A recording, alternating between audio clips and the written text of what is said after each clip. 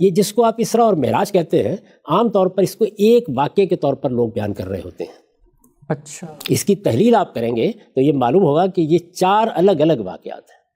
اچھا، یعنی رسالت میں آپ صلی اللہ علیہ وسلم کو بہت سے مشاہدات کرائے گئے۔ یہ معلوم ہے آپ کو، بڑی مشہور روایت ہے کہ نماز کے دوران میں آپ آگے بڑھے، جیسے کہ کوئی چیز لے رہے ہیں، لوگوں نے پوچھا تو فرمایا کہ مجھے جنت کا مشاہدہ کرایا گیا، میں اس کا خوشہ لے لینے کو تھا۔ اس طرح کی اور بہت سی چیزیں آپ کو حدیث میں ملیں گی۔ تو یہ 4 الگ الگ واقعات ہیں۔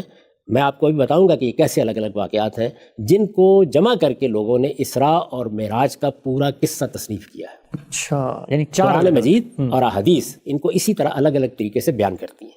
تو ان میں سے ایک ایک کو پہلے آپ لے لیجئے۔ پہلا واقعہ کیا ہے؟ پہلا واقعہ وہ ہے جو سورہ بنی اسرائیل میں بیان ہوا ہے، اور سورہ بنی اسرائیل کی بالکل ابتدا ہی میں بیان ہو گیا ہے۔ میں آپ کے سامنے اپنی تفسیر البیان سے اس کا ترجمہ رکھ دیتا ہوں، آپ پر واضح ہو جائے گا کہ قرآن مجید نے اس کو کس طرح بیان کیا۔ ایک ہی آیت ہے جس میں یہ بیان کیا گیا ہے، اور یہ سورہ بنی اسرائیل کی پہلی آیت ہے۔ اچھا، ارشاد فرمایا ہے، سبحان الذی اسریٰ بعبدہ لیلا من المسجد الحرام الی المسجد الاقصی الذی بارکنا حولہ لنریہ من آیاتنا انہ هو السمیع البصیر۔ ہر عیب سے پاک ہے وہ ذات جو اپنے بندے کو ایک رات مسجد حرام سے اس دور کی مسجد تک لے گئی جس کے ماحول کو ہم نے برکت دی ہے تاکہ اس کو ہم اپنی کچھ نشانیاں دکھائیں، بے شک وہی سمیع و بصیر ہے۔ ٹھیک، یہ واقعہ ہے، بس اتنا ہی بیان ہوا ہے۔ اچھا، ایک ہی آیت ہے، اتنا ہی بیان ہوا ہے۔ یعنی یہ واقعہ کہیں تفصیل سے نہیں قرآن مجید نے بیان کیا۔ اس میں کیا کہا گیا ہے کہ ایک رات اللہ تعالیٰ رسالت مآب صلی اللہ علیہ وسلم کو مسجد حرام سے، یعنی وہ مسجد جو سیدنا ابراہیم کی مسجد ہے جس کو آپ بیت اللہ کہتے ہیں، وہاں سے مسجد اقصیٰ لے گئے۔ ٹھیک، پیش نظر کیا تھا؟ پیش نظر یہ تھا کہ اللہ کی کچھ نشانیاں ہیں جو آپ کو وہاں دکھائی جائیں گی۔ ٹھیک، اور یہ کہا گیا ہے کہ ہم نے ایسا کیوں کیا؟ اس لیے کیا کہ انہ هو السمیع البصیر، بے شک وہی سمیع و بصیر ہے۔ میں اس وقت اس کی توضیح نہیں کر رہا، یہ ایک واقعہ ہے اور اتنا ہی قرآن مجید نے بیان کیا ہے۔ یہ آپ دیکھیے کہ اس سے زائد کوئی بات نہیں کہی ہے۔ جو زائد باتیں ہیں وہ آگے چل کے زیر بحث آئیں گی کہ وہ کیا ہیں، کب کہی گئی ہیں، کس طرح کہی گئی ہیں۔ اتنی بات یہاں بیان ہوئی ہے۔ اگر آپ روایتوں میں بھی اس کو دیکھیں تو آپ پر یہ واضح ہو جائے گا کہ اتنا ہی واقعہ ہے جس کو الگ سے بیان کیا جاتا ہے۔ اچھا، اس واقعے میں سوالات بھی پیدا ہو سکتے ہیں، آپ بعض توضیحات بھی طلب کر سکتے ہیں، لیکن ان سے فی الحال صرف نظر کریں۔ ٹھیک، ایک واقعہ ہی ہے، یہ ایک واقعہ ہے۔ اب ظاہر ہے کہ اس واقعے کے بارے میں یہ سوال پیدا ہوتا ہے کہ یہ کیا بیداری میں ہوا یا کسی اور حالت میں آپ کو لے جایا گیا؟ یہ سوال پیدا ہوتا ہے۔ جب آپ پڑھتے ہیں تو الفاظ سے اس کا بھی احتمال سامنے آتا ہے کہ یہ بیداری میں ہوا ہو، اور قرآن مجید اور بائبل اور دوسرے صحائف کو جب آپ دیکھتے ہیں تو اس کا بھی احتمال ہوتا ہے کہ یہ کوئی رویا ہو، یہ کوئی روحانی تجربہ ہو۔ 2 احتمالات تھے۔ قرآن مجید قطعی دلالہ ہے، وہ جب کسی چیز کو بیان کرتا ہے اور بیان کر کے لوگوں تک اس کا ابلاغ کرنا چاہتا ہے تو کوئی ابہام باقی نہیں رہنے دیتا۔ چنانچہ ہم یہ دیکھتے ہیں کہ اسی سورہ بنی اسرائیل کی آیت 60 میں آگے جا کر یہ بالکل واضح کر دیا ہے کہ یہ ایک رویا تھا، یعنی خواب تھا۔ میں اس پر بعد میں بات کروں گا کہ رویا کا مطلب کیا ہے، رویا سے کیا مراد ہے، یہ سب آگے جا کے زیر بحث آئے گا۔ پہلے یہ اصولی بات سمجھ لیجئے کہ اس میں میرے کوئی رائے قائم کرنے، آپ کے کوئی رائے قائم کرنے کا کوئی سوال ہی باقی نہیں رہے گا۔ قرآن نے واضح بتا دیا، قرآن مجید نے بالکل واضح طور پر بتا دیا ہے۔ یہ استاد امام کی تفسیر تدبر قرآن ہے۔ تدبر قرآن میں اسی سورہ بنی اسرائیل میں یہ چیز زیر بحث آئی ہے۔ اب یہ سن لیجئے کہ وہ کیا کہتے ہیں اس کے بارے میں۔ وہ یہ کہتے ہیں کہ رہا یہ سوال کہ یہ جو کچھ آپ کو دکھایا گیا، یعنی کیا؟ یہ کہ مسجد حرام سے مسجد اقصیٰ تک رات میں آپ کو لے جایا گیا تاکہ اللہ کی بہت سی نشانیاں آپ کے سامنے واضح کی جائے۔ ٹھیک، رہا یہ سوال کہ یہ جو کچھ آپ کو دکھایا گیا رویا میں دکھایا گیا یا بیداری میں، تو اس سوال کا جواب اسی سورہ میں آگے قرآن نے خود دے دیا۔ اچھا، یعنی قرآن نے خود دے دیا ہے۔ اور میں نے عرض کیا یہ کون سی آیت ہے؟ اسی سورہ بنی اسرائیل کی آیت 60۔ آیت 60، وہ آیت کیا ہے؟ وَمَا جَعَلْنَا الرُّؤْيَا الَّتِي أَرَيْنَاكَ إِلَّا فِتْنَةً لِلنَّاسِ، اور ہم نے اس رویا کو جو ہم نے تمہیں دکھائی لوگوں کے لیے فتنہ بنا دی۔ ٹھیک، یہ رویا وہی رویا ہے جس کا ذکر اوپر ہو چکا، جس کی وضاحت میں اس سے پہلے کر چکا ہوں۔ اس کو خود قرآن نے رویا قرار دیا۔ رویا پر ہم بعد میں بات کریں گے کہ اس کی نوعیت کیا ہوتی ہے۔ خود قرآن نے رویا قرار دیا ہے۔ آپ یہ سوال کر سکتے ہیں کہ کیا استاذ امام نے اس آیت سے استشہاد کیا ہے؟ میں یہ عرض کرتا ہوں کہ اس امت کے تمام جلیل القدر مفسرین یہی بات کہتے ہیں کہ یہ رویا تھا، یہ رویا تھا۔ اچھا، جلیل القدر مفسرین یہی بات کہتے ہیں کہ یہ قرآن مجید میں جو واقعہ بیان ہوا ہے سورہ بنی اسرائیل کی آیت 60 میں اسی کا ذکر ہے، یعنی اسی کو ریفر کر رہی ہے آیت 60 جو پہلی آیت میں واقعہ بیان ہوا ہے۔ اس لیے کہ عربیت میں اس کے سوا کوئی گنجائش نہیں ہے۔ وہ کیسے؟ اس لیے کہ جب آپ ایک واقعہ بیان کرتے ہیں اور پھر الف لام کے ساتھ کسی چیز کو اس طرح لاتے ہیں تو اس میں کوئی دوسری رائے ہو نہیں سکتی. میں وہ بھی آپ کے سامنے پیش کر دیتا ہوں. یہ دیکھیے یہ ابن کثیر ہے. جی آپ جانتے ہیں کہ ابن کثیر معصور تفسیر نقل کرتے ہیں, یعنی صحابہ کی تفسیریں, تابعین کی تفسیریں, ان سے پہلے کے جو علماء ہیں ان کی تفسیریں, اجماعی رائے سے کبھی انحراف نہیں کرتے, اور عام طور پر روایتی طبقے میں اس کو مستند ترین تفسیر مانا جاتا ہے. ایسے ہی ہے. ابن کثیر نے ابن جریر کا خلاصہ کیا. ابن جریر میں وہ سب اقوال جمع کر دیے گئے ہیں جو اس زمانے تک صحابہ کے, تابعین کے, تبع تابعین کے یا دوسرے اہل علم کے ان کو ملے ہیں. یہ بار بار اس کا حوالہ دیتے ہیں اس لیے کہ وہ پہلا مجموعہ ہے. اس آیت پر تبصرہ کرتے ہوئے دیکھیے یہ کیا کہہ رہے ہیں.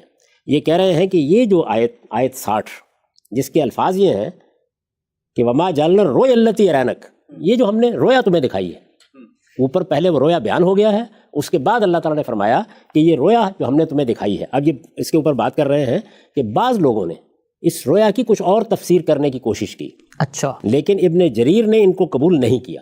یہاں سے بات شروع کر رہے ہیں. ان کے الفاظ سن لیجئے. کہتے ہیں وَلِحَاظِ اختار ابن جریر ان المراد بذالک لیلۃ الاسراء, یعنی یہ دلائل ہیں جن کی وجہ سے ابن جریر نے یہی بات اختیار کی ہے کہ اس سے مراد یعنی اس الرؤیا سے مراد لیلۃ الاسراء ہے, وہی رات میں مسجد حرام سے مسجد اقصیٰ تک لے جانے کا واقعہ جو پہلی آیت میں بیان ہوا ہے. اس کے بعد دیکھیے کیا کہتے ہیں کہ کیوں قال لاجماع الحجہ من اہل التاویل علی ذلک اے فی الرؤیا, اس لیے کہ جتنے بھی بڑے بڑے مفسرین ہیں ان میں سے جن کو حجت کی حیثیت حاصل ہے, ہم کہتے ہیں نا غزالی کو حجت الاسلام, یعنی بڑے بڑے جتنے مفسرین ہیں, اکابر مفسرین جن کو حجت کی حیثیت حاصل ہے, وہ سب یہی رائے رکھتے ہیں. تو اب میں نے آپ سے عرض کیا تھا نا کہ سلف و خلف میں جلیل القدر محققین کا یہی نقطہ نظر ہے. وہ نقطہ نظر کیا ہے؟ وہ یہ ہے کہ سورہ بنی اسرائیل کی ابتدا میں جو واقعہ بیان ہوا ہے اسی واقعے کو قرآن مجید نے اس سورہ کی آیت 60 میں رویا کہا ہے. اس لیے اس میں تو کوئی اختلاف ہے ہی نہیں, قابل ذکر اختلاف نہیں ہے. میں نے عرض کیا کچھ لوگوں نے اختلاف کیا ہے لیکن کوئی قابل ذکر اختلاف نہیں ہے. جلیل القدر مفسرین محققین یہی مانتے ہیں کہ واقعہ سورہ بنی اسرائیل کی ابتدا میں بیان کیا گیا ہے, اس کی حقیقت کی طرف آیت 60 میں اشارہ کیا گیا ہے, اور صریح لفظوں میں یہ بیان کر دیا گیا ہے کہ یہ رویا تھا. یہ پہلا مشاہدہ ہے جو سورہ بنی اسرائیل میں بیان ہوا ہے, اور یہ رویا تھا. ٹھیک ہے. آپ جانتے ہیں کہ مولانا سید ابواللہ صاحب مودودی روایتی نقطہ نظری کے قائل ہیں. جو نقطہ نظر آپ نے بیان کیا ہے قرطبی کے حوالے سے, قاضی ایاز کے حوالے سے, اسی طرح قدیم مفسرین کے حوالے سے, وہی ان کا نقطہ نظر ہے. لیکن اس آیت 60 کو تفہیم القرآن میں نکال کے دیکھیے, پہلا جملہ یہی ہے کہ رویا سے مراد معراج کا واقعہ جو پہلی آیت میں بیان ہو گیا. تو اس لیے یہ کہ پہلی آیت میں کیا واقعہ بیان ہوا ہے اس کا ترجمہ میں نے جو آپ کو پڑھ کر سنایا وہ وہی ترجمہ ہے جو اس امت میں ہمیشہ اکابر مفسرین کرتے رہے. میں پھر عرض کر دوں کہ یہ معاملہ نہیں ہے کہ اگر اکابر مفسرین نہ کرتے تو اختلاف نہیں ہو سکتا تھا. میں حقیقت کی طرف توجہ دلا رہا ہوں, وہی ترجمہ, اس میں کوئی اختلاف نہیں ہے. دوسری بات یہ کہ آیت 60 میں یعنی اسی سورہ بنی اسرائیل کی آیت 60 میں جس کو رویا کہا گیا ہے وہ یہی واقعہ ہے. اس پر سب کا اتفاق ہے. اب رویا سے مراد کیا ہے, رویا کس معنی میں ہے, رویا عربی زبان میں کس معنی میں ہوتا ہے, قرآن مجید کس معنی میں استعمال کرتا ہے, اس پر ہم بعد میں بات کر لیں گے. پہلے اس بنیادی بات کو سمجھ لیجیے. میں نے یہ بھی عرض کر دیا کہ یہی نقطہ نظر ہے جو استاذ امام نے اختیار کیا, تفسیر تدبر قرآن میں اس کی وضاحت کی, بہت تفصیل کے ساتھ اس پر لکھا, میں نے اسی کا خلاصہ کیا ہے. میں اس معاملے میں متفرد نہیں. یہ پہلا واقعہ ہے. اور پھر عرض کر دوں کہ اتنا ہی بیان ہوا ہے, یعنی قرآن مجید میں اس سے زائد کوئی تفصیلات نہیں ہیں. حدیث میں بھی اگر آپ غور کر کے دیکھیں گے, جیسے کہ بعد میں بحث میں واضح ہو جائے گا, اس سے زائد کوئی تفصیلات نہیں ہے. اتنا ہی واقعہ ہے. دوسرے واقعے کی طرف آئیے, وہ بھی قرآن میں بیان ہوا ہے اور وہ سورہ نجم میں ہے, دوسرا اور تیسرا واقعہ.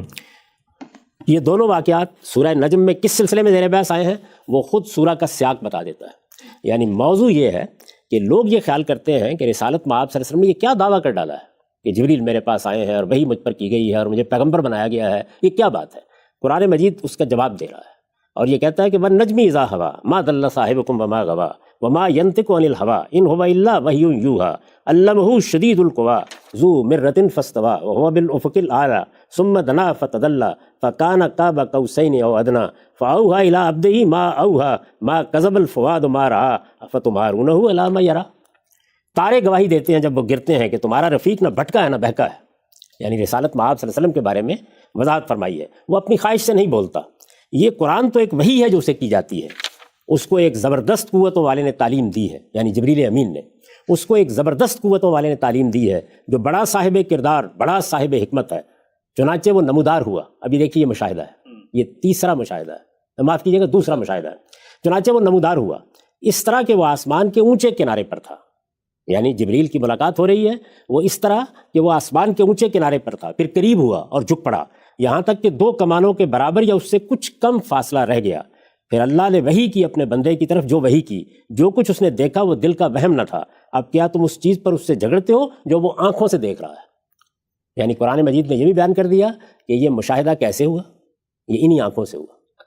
وہاں کیا کہا ہے؟ وہ ایک رویا تھا، یہاں کیا فرمایا ہے؟ وہ ان آنکھوں سے دیکھ رہا تھا، اور زمین پہ دیکھ رہا تھا، اسی لیے اور زمین پر کھڑے ہوئے دیکھ رہا تھا۔ افق سے نمودار ہوئے جبریل امین، یہ بتایا گیا کتنے قریب آ گئے، اس کی پوری تصویر کھینچ دی گئی ہے۔ تو یہ دوسرا مشاہدہ ہے۔ اس کے بعد تیسرا دیکھیے، وَلَقَدْ رَآهُ نَزْلَةً أُخْرَىٰ عِندَ سِدْرَةِ الْمُنتَهَىٰ عِندَهَا جَنَّةُ الْمَأْوَىٰ إِذْ يَغْشَى السِّدْرَةَ مَا يَغْشَىٰ مَا زَاغَ الْبَصَرُ وَمَا طَغَىٰ لَقَدْ رَأَىٰ مِنْ آيَاتِ رَبِّهِ الْكُبْرَىٰ۔ اور اس نے ایک مرتبہ پھر یعنی ایک مشاہدہ، اب یہ دوسرا، اس سورہ میں دوسرا، اور اگر ہم اس مشاہدے کو بھی شامل کر لیں جو سورہ بنی اسرائیل میں زیر بحث آ چکا ہے تو تیسرا۔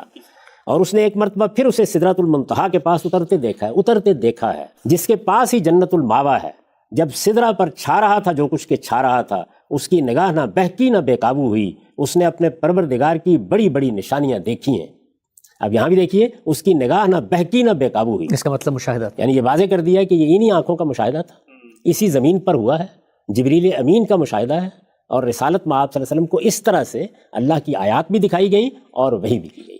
یہ 3 مشاہدات ہیں، یعنی 2 سورہ نجم میں بیان ہوئے ہیں اور ایک میں عرض کر چکا کہ اس سے پہلے اسراء اور جو معراج جس کو کہا جاتا ہے سورہ بنی اسرائیل میں بیان کیا گیا۔ ٹھیک، 3 ہو گئے جی۔ اب چوتھے مشاہدے کو آپ سنیے جی، اور یہ دیکھیے کہ اس میں کیا بات بیان کی گئی ہے۔ چوتھا مشاہدہ ہے کہ جو بخاری میں ایک روایت میں بیان کیا گیا ہے۔ بخاری کی یہ روایت میں آپ کے سامنے پڑھتا ہوں، اس کو غور کے ساتھ سنیے جی، اور میں ان لوگوں سے بھی کہوں گا کہ جو اس پروگرام کو دیکھیں گے کہ وہ بھی اس کو غور کے ساتھ سنیں۔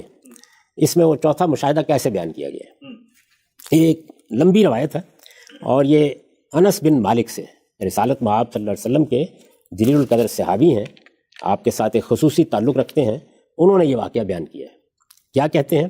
لیلۃ اسریٰ برسول اللہ صلی اللہ علیہ وسلم من مسجد الکعبہ، یعنی جب کعبے کی مسجد سے یا مسجد حرام سے رسالت میں آپ صلی اللہ علیہ وسلم کو لے جایا گیا۔ یہ دیکھیے یہاں پر بھی لفظ کیا ہے؟ اسریٰ، یہ وہی لفظ ہے، اسریٰ بعبدہ لیلا من المسجد الحرام، سیم ورب ہے، وہی لفظ استعمال کیا گیا ہے۔ وہ رات جس میں رسالت میں آپ صلی اللہ علیہ وسلم کو مسجد کعبہ سے لے جایا گیا، انہو جاؤ ثلاثۃ نفر قبل ان یوحی الیہ، یہ کہتے ہیں کہ اس کی ابتدا رسالت میں آپ صلی اللہ علیہ وسلم کی طرف جب وحی کی گئی اس سے بھی پہلے ہو گئی تھی۔ اچھا، یہ بہت دلچسپ بات ہے، اس پر بعد میں ہم تفصیلی گفتگو کریں گے۔ وہ یہ کہتے ہیں کہ انہو جاؤ ثلاثۃ نفر قبل ان یوحی الیہ، یعنی رسالت میں آپ صلی اللہ علیہ وسلم کی طرف وحی سے پہلے ایسا ہوا کہ 3 لوگ آپ کے پاس آئے۔ کس وقت آئے؟ وہ ہوا نائم فی المسجد الحرام، رسول اللہ صلی اللہ علیہ وسلم مسجد حرام میں سوئے ہوئے تھے۔ اچھا، کالا اولہم ایہم ہوا، ان میں سے ایک نے کہا وہ کون سے ہیں؟ فقال اوسطہم هو خیرہم، درمیان والے نے یہ کہا کہ جو سب سے بہتر ہے۔ فقال آخرہم خذوا خیرہم، دوسرے نے یہ کہا کہ جو سب سے بہتر ہیں بس انہیں لے جائیے۔ فکانت تلک اللیلہ، بس اس رات میں اتنی ہی بات ہوئی، اس سے زیادہ کچھ نہیں ہوا۔ فلم یراہم حتی اتوہ لیلۃ اخری، اس کے بعد رسالت میں آپ صلی اللہ علیہ وسلم کو کوئی ایسا تجربہ پیش نہیں آیا، یہاں تک کہ یہی تینوں اصحاب ایک دوسری رات میں آئے۔ اور کیا صورتحال تھی؟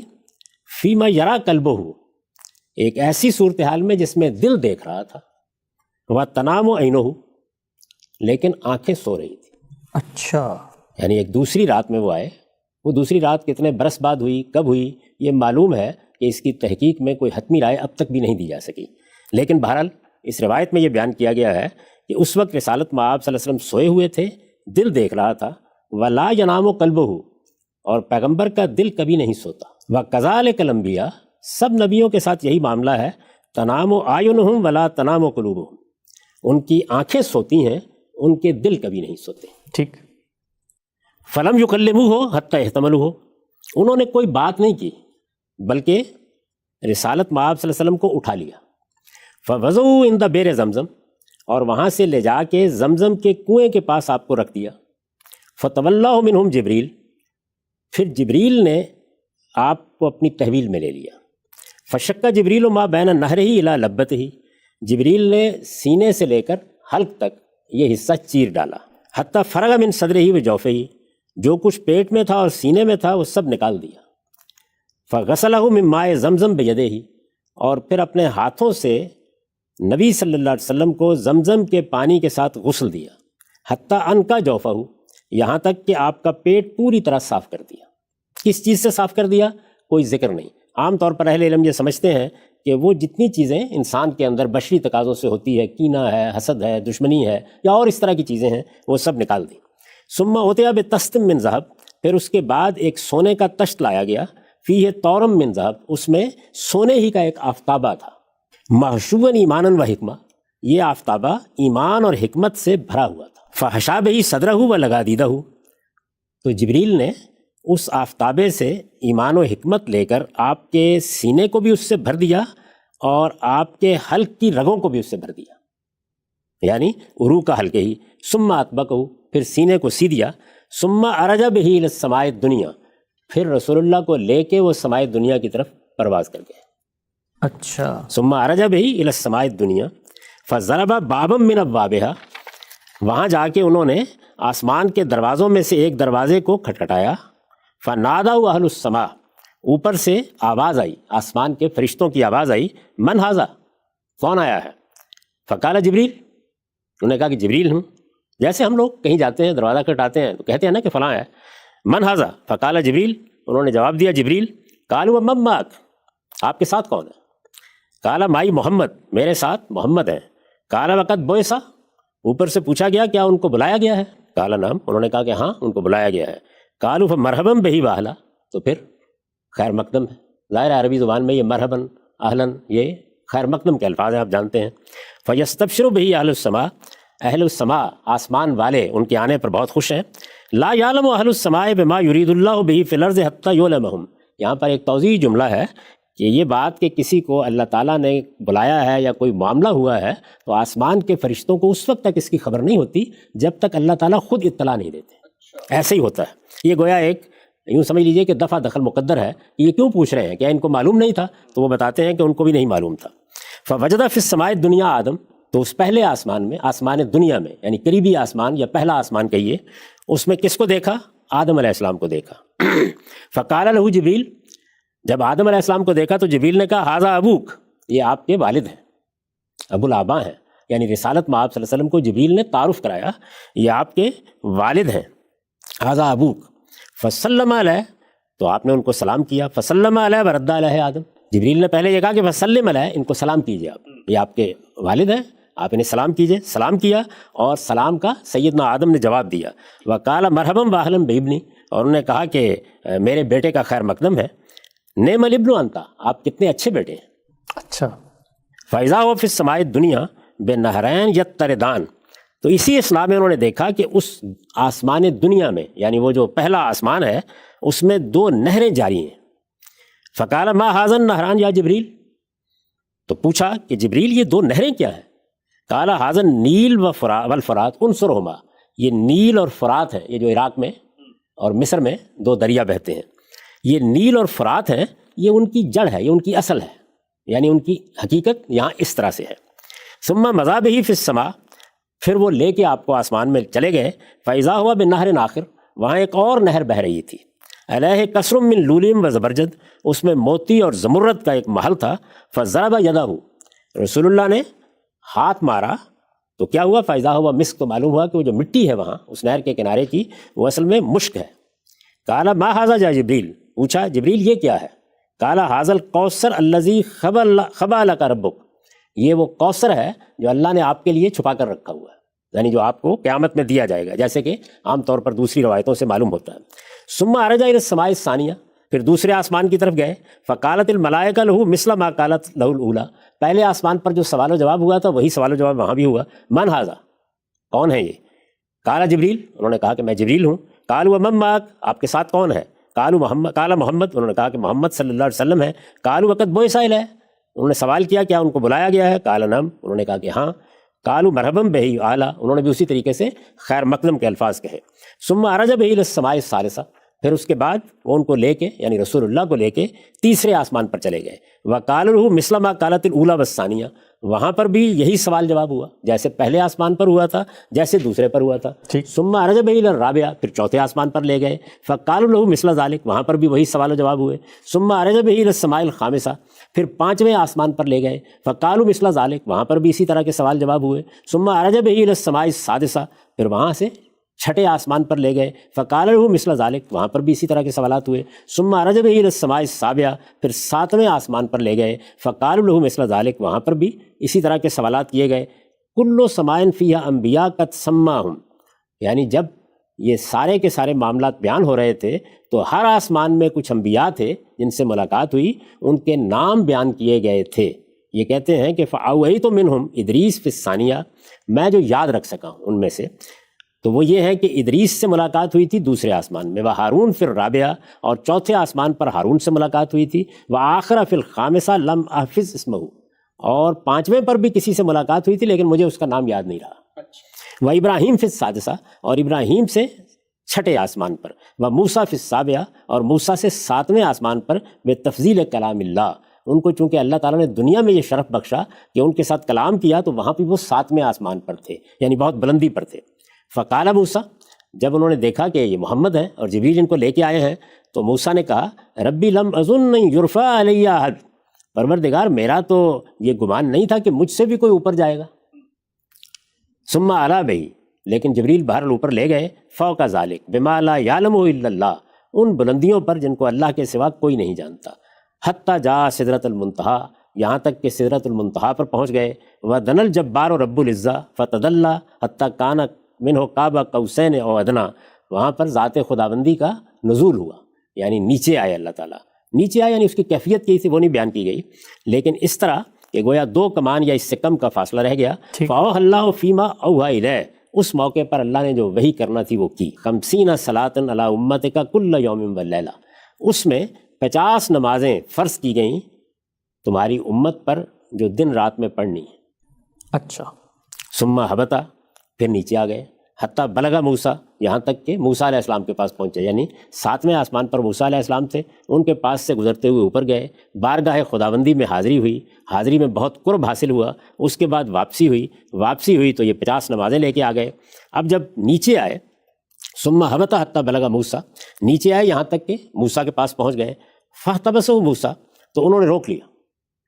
فقال یا محمد ماذا عہد الیک ربک، انہوں نے کہا کہ محمد اللہ تعالیٰ نے کیا ذمہ داری ڈالی ہے آپ پر، یعنی آپ گئے تھے تو کیا چیز لے کے آئے ہیں. قال عہد الیہ 50 صلاۃ کل یوم ولیلہ، یہ ہر دن رات میں، یہ 24 گھنٹوں میں 50 نمازیں ہیں جو ہم پر فرض کر دی گئی ہیں. قال ان امتک لا تستطیع ذلک، انہوں نے فرمایا کہ تمہاری امت یہ نہیں پڑھ سکے گی، یہ اس کے بس کی چیز نہیں ہوگی. فرجے، لوٹ جاؤ. فلیخفف، کہ تمہارا پروردگار اس میں تمہارے لیے اور تمہاری امت کے لیے تخفیف کر دے. فالتفت النبی الی جبریل، رسول اللہ صلی اللہ علیہ وسلم نے جبریل کی طرف دیکھا. کانہ یستشیرہ فی ذلک، گویا کہ اس معاملے میں مشورہ کرنا چاہتے ہیں کہ کیا مجھے جانا چاہیے، دوبارہ پوچھنا چاہیے. فاشار الیہ جبریل ان نام ان شئت، تو جبریل نے اشارہ کیا کہ ٹھیک ہے آپ جائیے اگر آپ کی خواہش ہے تو. فعلا بہی الجبار، تو پھر وہ لے کے اسی جگہ ذات خداوندی کے پاس پہنچ گئے، یعنی بارگاہ میں چلے گئے. کالا وہ مکانہ، پھر اسی جگہ پر جہاں پہلے ملاقات ہوئی تھی اسی جگہ کھڑے ہو کر رسول اللہ صلی اللہ علیہ وسلم نے کہا یا ربی خفف عنا، پروردگار ہمارے لیے اس میں تخفیف کر دیجئے، کمی کر دیجئے، ذمہ داری کم کر دیجئے. فإن امتی لا تستطیع ھذا، اس لیے کہ میری امت اس کی طاقت نہیں رکھتی. فوضع عنہ 10 صلوات، تو اللہ تعالیٰ نے 10 نمازیں کم کر دی. اچھا. ثم رجع الی موسیٰ، پھر لوٹ کے آئے. فاحتبسہ، تو انہوں نے پھر روک لیا. فلم یزل یرددہ موسیٰ الی ربہ حتی صارت الی 5 صلوات، اسی طریقے سے وہ لوٹاتے رہے، ایسے ہی یہ واپس جاتے رہے یہاں تک کہ 5 نمازیں رہ گئیں. یعنی بار بار تخفیف کی، کمی کرنے کی درخواست کی گئی اور وہ منظور ہوتی چلی گئی یہاں تک کہ 5 نمازیں رہ گئیں. ثم احتبسہ موسیٰ عند الخمس، ان 5 نمازوں کو لے کر جب واپس آئے تو اس پر بھی موسیٰ نے روک لیا. اچھا. اور انہوں نے روک کر کہا فقال یا محمد واللہ لقد راودت بنی اسرائیل قومی علی ادنی من ھذا، انہوں نے کہا محمد حقیقت یہ ہے، خدا گواہ ہے، میں نے اپنی قوم بنی اسرائیل کو اس سے کم پر راضی کرنا چاہا، اس کی ترغیب دی، لیکن کیا ہوا، فضعفوا فترکوہ، لیکن وہ کمزور ثابت ہوئے اور انہوں نے ان کو ترک کر دیا. فَأُمَّتُكَ أَضْعَفُ أَجْسَادًا وَقُلُوبًا وَأَبْدَانًا وَأَبْصَارًا وَأَسْمَاعًا.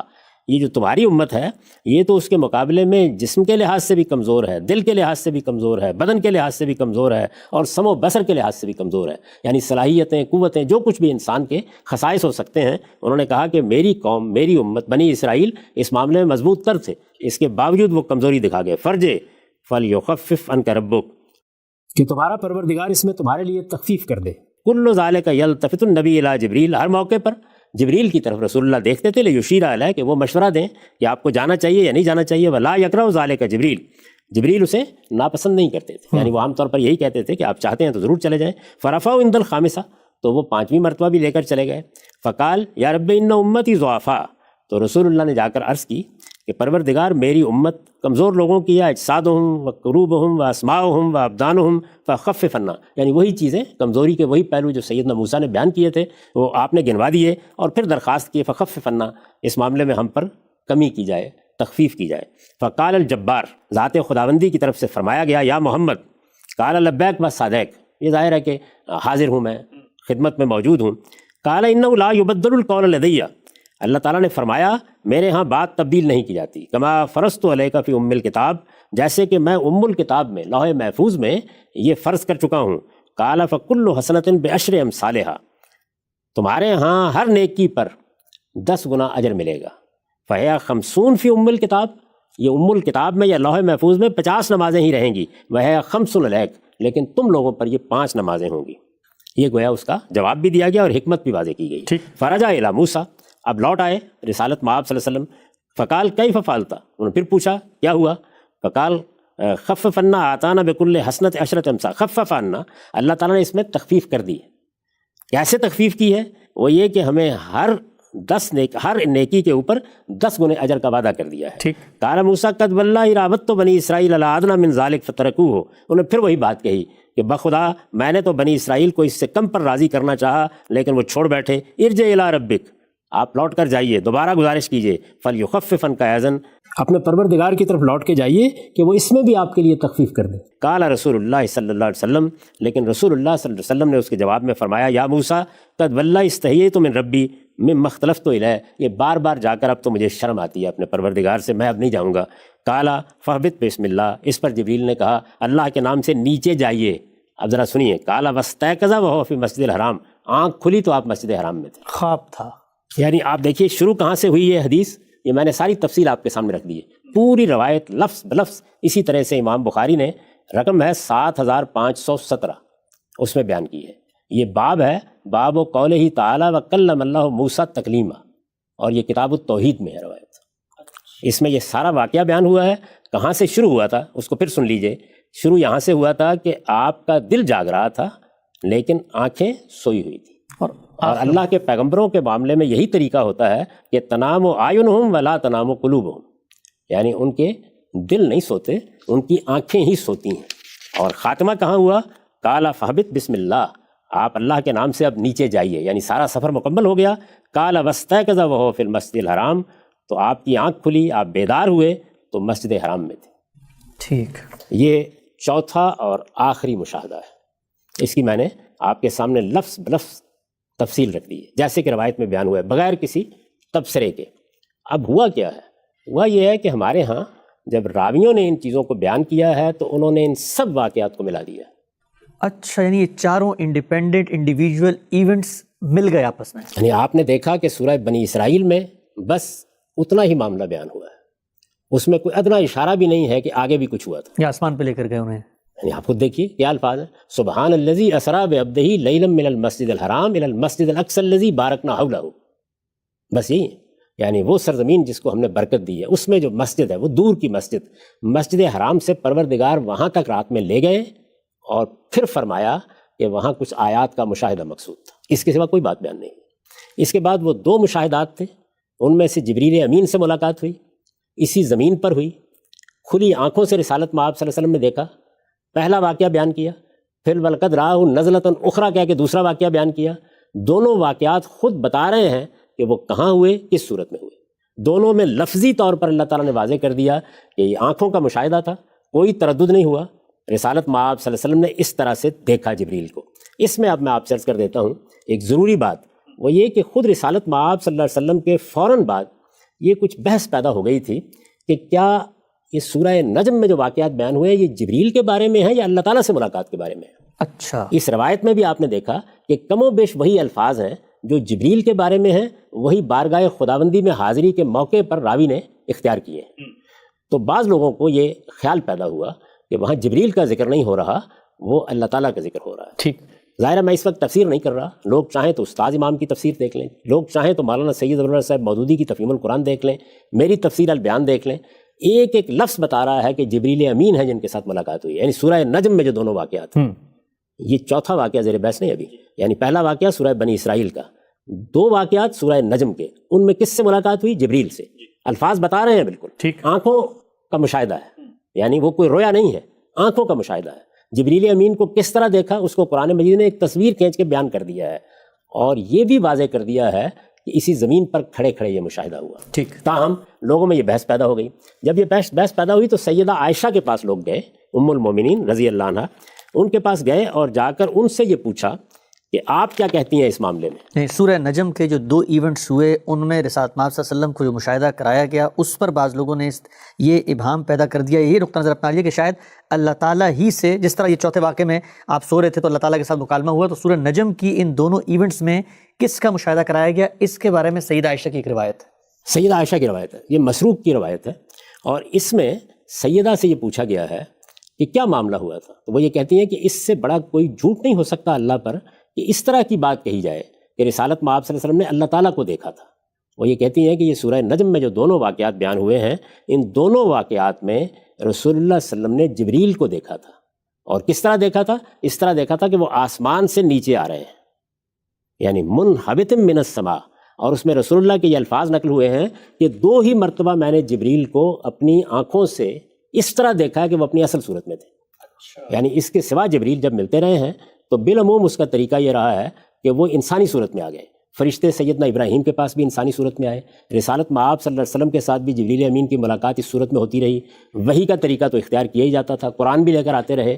لیکن خود اس حدیث میں رسول اللہ صلی اللہ علیہ وسلم نے یہ فرمایا، اور یہ مسلم کی روایت ہے، خود رسول اللہ صلی اللہ علیہ وسلم نے یہ فرمایا ہے کہ یہ موقع تھا کہ جس میں میں نے، یعنی دونوں مرتبہ 2 واقعات بیان ہوئے ہیں، دونوں مرتبہ جبریل کو ان کی اصل صورت میں دیکھا، اور وہ پورے افق پر چھائے ہوئے تھے، زمین و آسمان پر چھائے ہوئے تھے. یعنی چونکہ ان کی جو حیت ہے وہ بہت غیر معمولی ہے، تو اس طریقے سے وہ چھائے ہوئے تھے، میں نے ان کو آسمان سے اترتے ہوئے دیکھا. ٹھیک، تو صاف طریقے سے رسالت مآب صلی اللہ علیہ وسلم نے واضح کر دیا کہ یہ جبریل امین تھے، پہلی بات. دوسرے یہ کہ یہ بات واضح کر دی کہ آسمان سے اترتے ہوئے میں نے ان کو دیکھا تھا. سدرۃ المنتہا بھی آپ کے لیے زمین ہی پر کھڑے ہوئے کھول دی گئی، اور ان آنکھوں سے آپ نے گویا ان کو دیکھا کہ وہ کہاں ہے، سدرۃ المنتہا کہاں ہے، یہ دیکھا کہ جنت الماوا کہاں ہے. پھر وہ نیچے آئے اور انہوں نے وحی کی. ٹھیک، یہ بات مسلم کی روایت میں خود امام مسلم نے بیان بھی کر دی ہے، اس کو راویوں نے بیان کر دیا ہے. یہ مسروق کی روایت ہے، اس کو تمام علماء اسی طریقے سے تسلیم بھی کرتے ہیں. ٹھیک، تو اس سے یہ بات بالکل واضح ہو جاتی ہے، کوئی ادنیٰ درجے کا ابہام باقی نہیں رہتا کہ ان واقعات کی کیا نوعیت ہے. اب اگر آپ خلاصہ کر لیں اس ساری بات کا تو وہ خلاصہ کیا ہوگا کہ ایک واقعہ سورہ بنی اسرائیل میں بیان ہوا ہے، اس واقعے کو خود قرآن مجید نے رویا کہہ دیا ہے.